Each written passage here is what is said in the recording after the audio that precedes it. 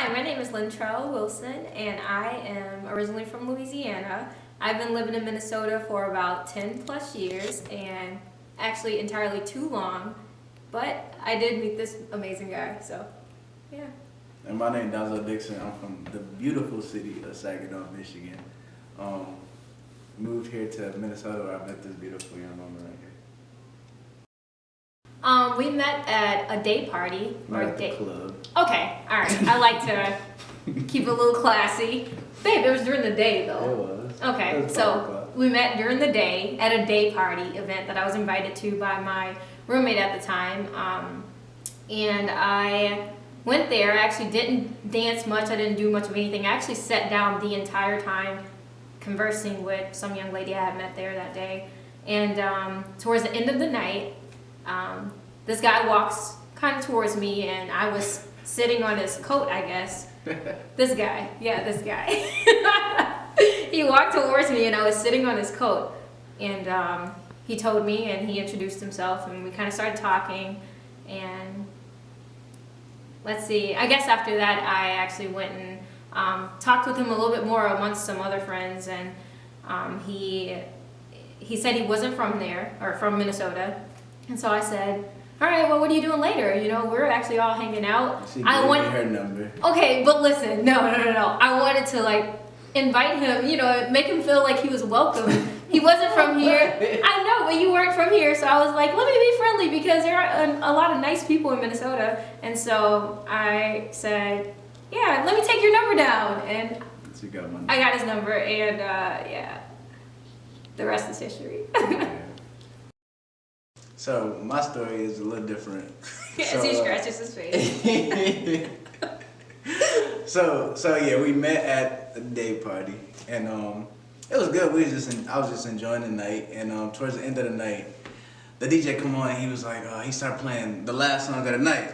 It was a slow song, and I was thinking, I'm sitting there, he started playing, I was like, I gotta dance to this one. I ain't danced all night. And I look over and I see this girl who looked very innocent at the time, and I was like, dang, she fine. I'm about to go dance with her. So I walk over, and then I got scared. So I got to step back, and I had to give myself a little pep talk. And I was like, come on, man, you're from Saginaw. You can get her. You can dance with her, whatever.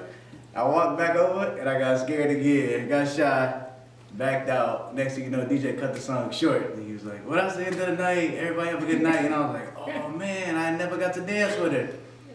And then it was time to go, and I'm looking around for my coat, and luckily, by the grace of God, I walk over, and she was sitting on my coat. So actually, could I get my coat? We talked for a little bit. She took my number. I took your number. And yeah, we've been hanging out ever since. Actually, we exchanged numbers, so that's fair enough. You kind of took mine, though. You I said don't give me know. your number. You said, Okay. what is your number? Well, it's better for me to get yours than you get mine. That's Right? a little aggressive.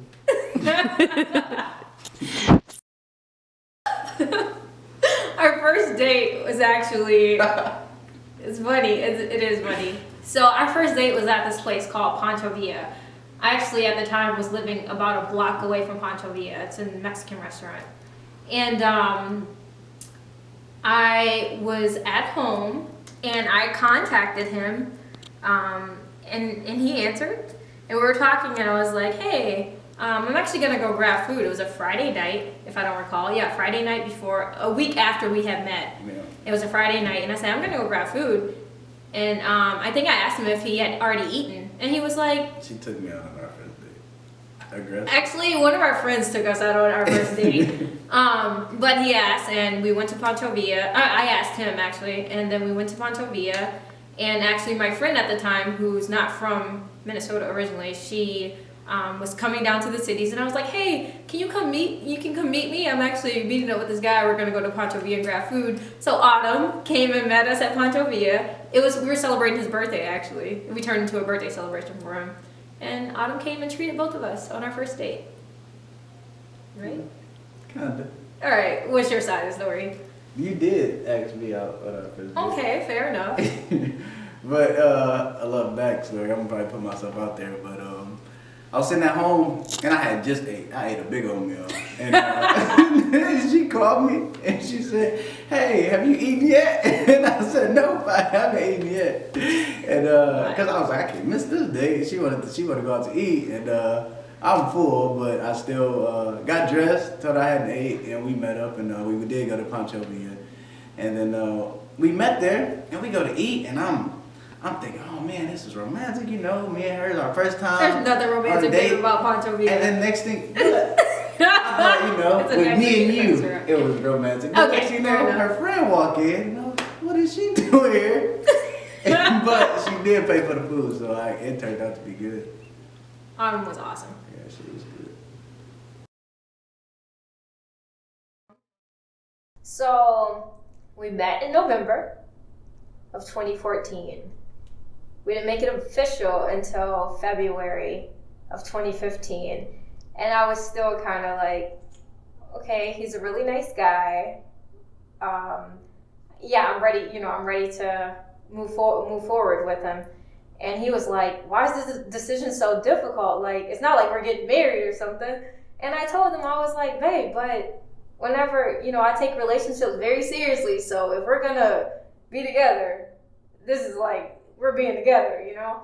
And so I would say when we first started dating in February, it took maybe not even a month and before I realized, like, he's an amazing man. I'm not about to let this go. Like, he's awesome. So it didn't take long because I told myself the next person I date was going to be my husband. And he's going to be my husband. I'm gonna say probably like month 10. Yeah, probably like the 10th month when I just realized, like, man, like, what am I waiting for? This is it. This is the one.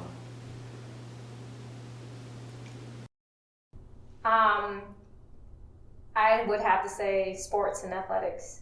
We are, when it comes to it, I mean, we love everything. We love softball, we love baseball, we love kickball. I mean, we just love sports and the energy. I would say the energy. Like, I don't know, everyone's always like, you guys are always so upbeat and happy and positive and everything else. And I'm like, I would say the energy. The energy in sports, and obviously the number one is like God, our faith. That's like the number one thing that drew us actually to each other, so. I think we like is our sense of humor. I can be the corniest dude ever, and she is just as corny as me. So definitely our laughter, and then our style. I think we be competing sometimes. She definitely matched my fly. A lot of times she be beating me, even when I feel like I'm doing my best. Even today, you see what she pulled out. I say, wow, that's actually pretty impressive.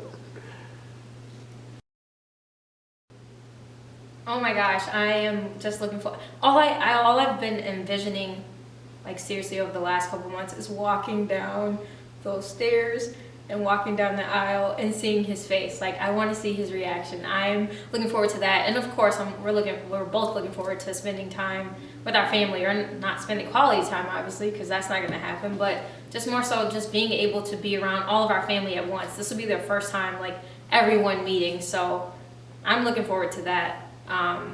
And I don't know, hopefully I want to remember everything. I'm hoping to remember my actual wedding day. What I'm looking forward most to on my wedding day is just seeing her walk down the aisle. I don't know how I'm gonna react in that moment. I know women always talk about how since they was little they think about, can't wait till I get married. But I was one of those guys, I don't know if guys do this, but I always envision what my wife would look like when she walked down the aisle. So that moment, I think that's what I'm looking most forward to.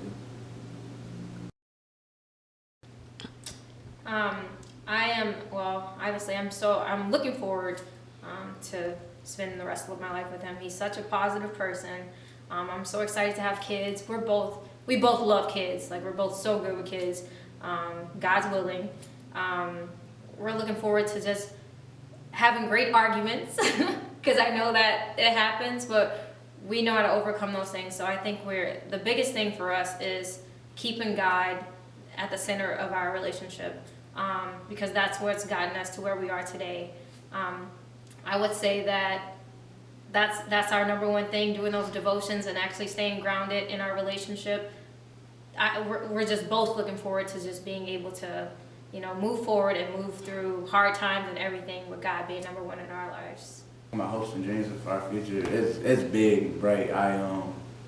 I just can't wait to spend the rest of my life with her. I think about family and kids. I want 2. Come here. But she think about 5.